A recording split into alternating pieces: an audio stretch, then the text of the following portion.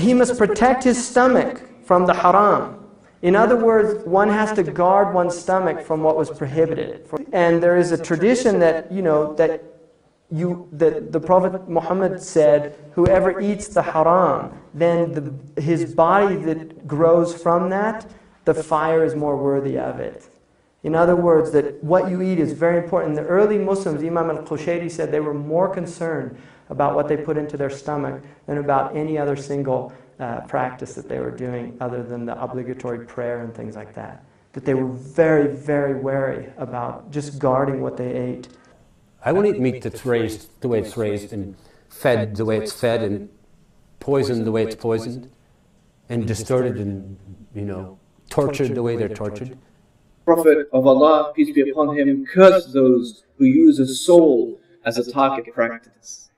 The Prophet cursed those who use a soul as target practice, meaning they put the bird in unnecessary pain and misery and hardship and fear and panic because of their action, and all of that is forbidden in Islam.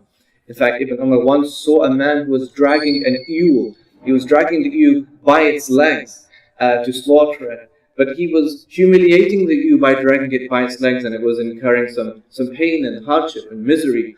And Ibn Umar saw that action of his, and he said, "Woe to you! Have mercy, or lead that animal to its death in a merciful way.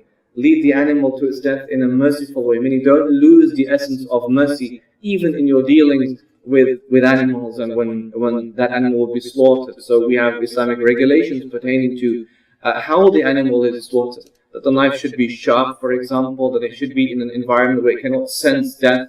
So if one is slaughtered, it should not be brought in immediately where it can sense that I'm about to die, for example. That these things should be avoided to ensure, of course, that the animal is always protected at all times. So Muslims believe that everything that they do is accountable, and Allah will take man to task because of those things.